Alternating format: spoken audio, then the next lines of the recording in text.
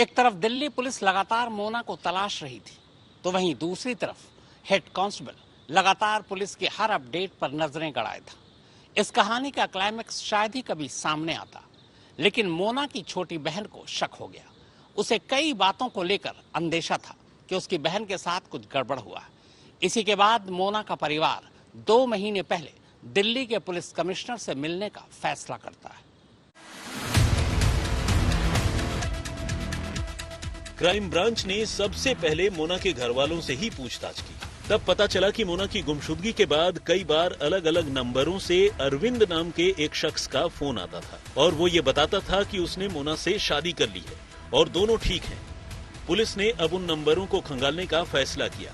जांच के दौरान पता चला कि जिन नंबरों से कॉल किए गए थे वो सभी सिम फर्जी आई कार्ड पर लिए गए थे। ऐसी ही एक फर्जी आईडी वाले सिम कार्ड के फॉर्म पर एक तस्वीर चिपकी थी। इस फॉर्म पर नाम तो किसी और का था, लेकिन फोटो राजपाल नाम के एक शख्स की चिपकी थी। पुलिस ने जब फॉर्म पे चिपकी इस तस्वीर को मोना के घर वालों को दिखाया तो उन्होंने उसकी पहचान राजपाल के तौर पर की। मोना के घर वालों ने बताया कि राजपाल 1-2 बार हवलदार सुरेंद्र राणा के साले रविन के साथ उनके घर आया था और वो रविन का दोस्त है। ये पता चलते ही पुलिस ने सबसे पहले राजपाल को दबोचा, फिर राजपाल के बाद सुरेंद्र के साले रविन को। अब इन दोनों से जब पूछताछ हुई तो थोड़ी ही देर में दोनों टूट गए। दोनों ने कहा कि उनकी कोई गलती नहीं है, उन्होंने कोई कत्ल नहीं किया है, ये सब कुछ सुरेंद्र ने किया है। पहली बार इन दोनों ने ही बताया कि जिस मोना को 2 साल से खुद सुरेंद्र और दिल्ली पुलिस ढूंढ रही है वो तो 2 साल पहले ही मर चुकी है। उसका कत्ल किसी और ने नहीं बल्कि खुद सुरेंद्र ने किया है। इन दोनों के खुलासे के बाद अब दिल्ली पुलिस अपने ही महकमे के हेड कांस्टेबल यानी हवलदार सुरेंद्र सिंह राणा को गिरफ्तार करती है।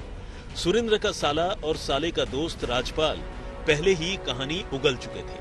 अब सुरेंद्र की बारी थी।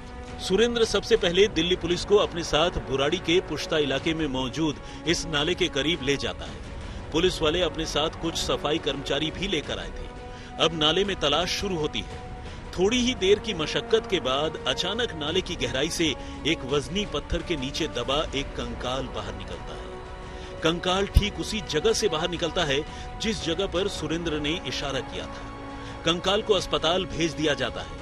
इसके बाद मोना के घर वालों से डीएनए सैंपल लिए जाते हैं। अब नाले से बरामद कंकाल और मोना के घर वालों के डीएनए सैंपल की जांच होनी है और ये जांच साफ कर देगी कि नाले से बरामद कंकाल मोना की ही है। 8 सितंबर 2021 को सुरेंद्र ने मोना का कत्ल किया था और इत्तेफाक देखिए कि ठीक 2 साल बाद 30 सितंबर 2023 को दिल्ली पुलिस ने मोना के कत्ल की पहेली को सुलझा लिया। हालांकि मोना का कत्ल बेशक 8 सितंबर 2021 को हुआ था, लेकिन उसकी गुमशुदगी की रिपोर्ट 20 अक्टूबर 2021 को मुखर्जी नगर पुलिस स्टेशन में लिखाई गई थी। अगर मुखर्जी नगर थाने की पुलिस उसी वक्त मामले को गंभीरता से लेती तो मुर्दा मोना अगले 2 साल तक जिंदा न रहती, वो भी तब जबकि मोना खुद दिल्ली पुलिस की एक कांस्टेबल थी। अपने ही महकमे की एक पुलिसवाली की गुमशुदगी पर दिल्ली पुलिस का ये रवैया सवाल खड़े करता है। सवाल ये कि जब अपनों के साथ ये हाल है तो फिर आम लोगों की शिकायत गलत नहीं है। अरविंद ओझा, दिल्ली, आज तक।